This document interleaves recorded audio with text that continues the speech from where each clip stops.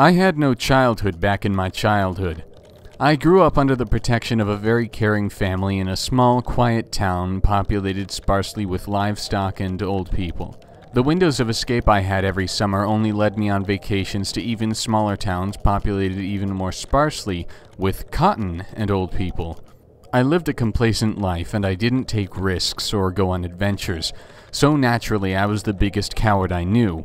I lived in an almost constant worry overlooked by everyone else that kept me distraught about everything. Biblical ramifications for the secrets I'd kept, dark figures that probably didn't watch over me while I tried to sleep, poorly photoshopped images I'd found on the internet, and so on. The one positive about being so fucked up so early on in my life is that I've conquered every irrational fear I can think of, except that of bees, I'll admit. What I'm trying to say is that nowadays it takes a fuck ton of effort to really scare me because I've already lost all my mental weakness.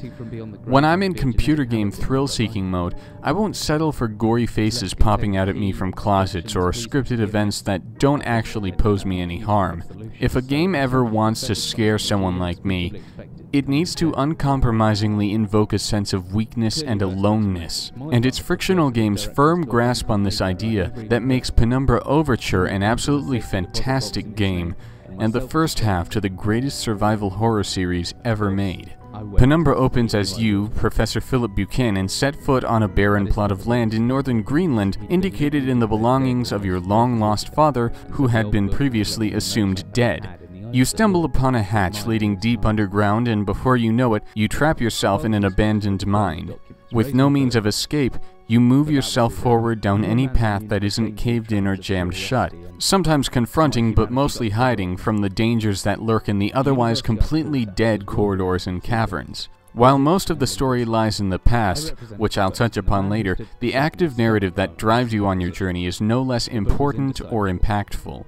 A little while in, you encounter a madman named Red, who communicates with you via radio, and without a more reasonable course of action to take, you set off to find him in person.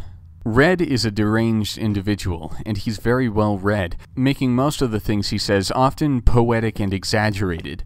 He enjoys deceit, so he remains unclear in a lot of what he says, gives off the feeling that he knows a lot more than what he's divulging, and sometimes even flat-out lies. His mood swings, his treatment of Philip, and his cadence make him one of the strongest and most human characters ever conceived in a game. His narrative also gives Overture its own standalone story, since a lot of the backstory is left pretty open-ended until the sequel, Black Plague. The journey that Red sets you off on is a survival horror in its purest form, building largely on two fronts, the adventure side of things and the stealth side, and the two really work together to create a richly oppressive feel. The adventure half focuses on exploring, solving puzzles, and reading logs. The puzzles are pretty good, but not all that special. But while they seem to exist mostly because the game needed some puzzles, they're mostly contextually appropriate. They don't exist in a vacuum, and they're placed well in the environment and often very logical. Where the adventure half shines is the storytelling and world building. There's a whole lot of reading, and it's all worth following. Some notes are actual manuals on how to operate the machinery in the puzzles, but most are logs of the mine's former inhabitants. They serve a practical purpose by giving hints about where to go or what to do in puzzles, but they also deliver an absolutely amazing story. Each log delivers an account of one of the workers, describing how he's affected by whatever evil infests the area, and what he is witnessing around him. Soon enough, all the logs begin to connect with one another through allusion and thorough details, creating a deep, cohesive dead world to explore. And the omnipresent mystery and morbidity of the world described in the logs, the little side stories of individual characters going to shit, and the foreshadowing of things to come, make the experience one that's as psychologically haunting as it is physically terrifying. Oh, and Penumbra is pretty terrifying. Most of the puzzles take place in safe environments connected by large hub levels or linear caves. That's where the game posits its real, unbridled physical horror.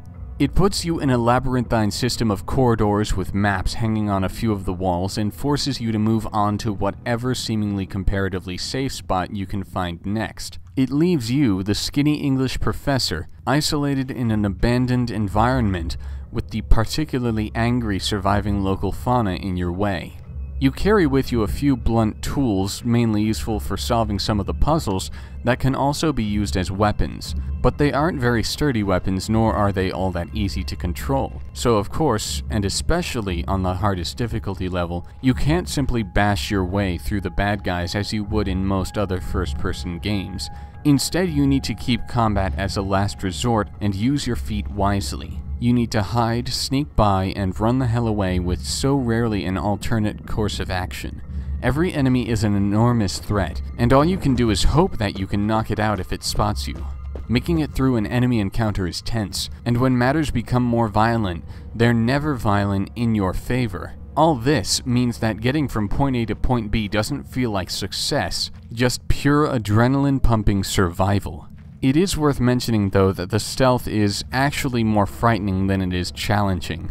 The enemies don't have great AI and can be selectively hard of hearing.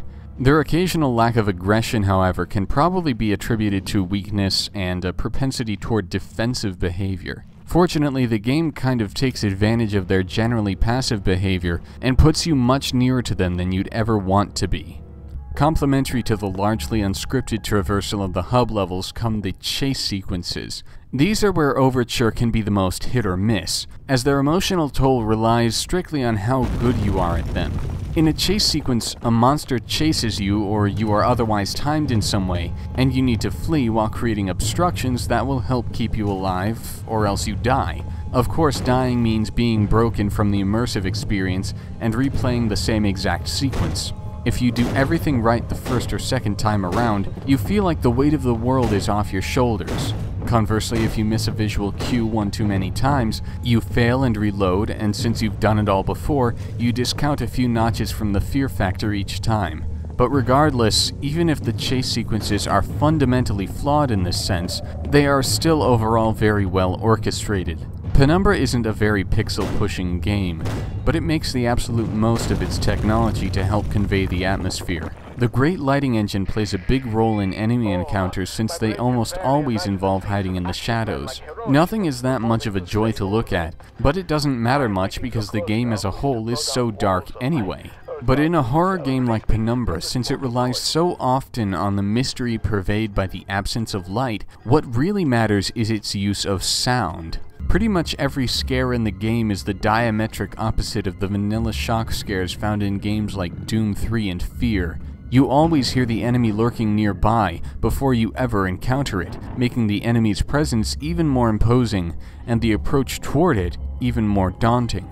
The sound effects themselves are pretty good, but the oral star is the musical score. The calmer parts of Overture employ a very mysterious and somber tone with piano and synth melodies. Meanwhile, the score used in enemy-infested areas is even better. Most of the gameplay is backed by this odd composition of noises rather than legitimate musical instruments, such that the music feels like it's being given off by the environment. There isn't a game soundtrack I know of that is more in accordance with its own setting than Overture, well, except for Black Plague. Penumbra Overture is a game about real danger. It puts you in one of the least desirable situations you'd ever think possible, and when it doesn't make you face danger up close, it still draws you in closer with a captivating plot and narrative, and an atmosphere of mystery. It's not the perfect adventure game or the perfect stealth game, but it employs the two elements masterfully in one of the most genuinely threatening games ever. It doesn't settle for the wimpy ghost shocks and grotesque images that would keep a child up at night. It knows and understands horror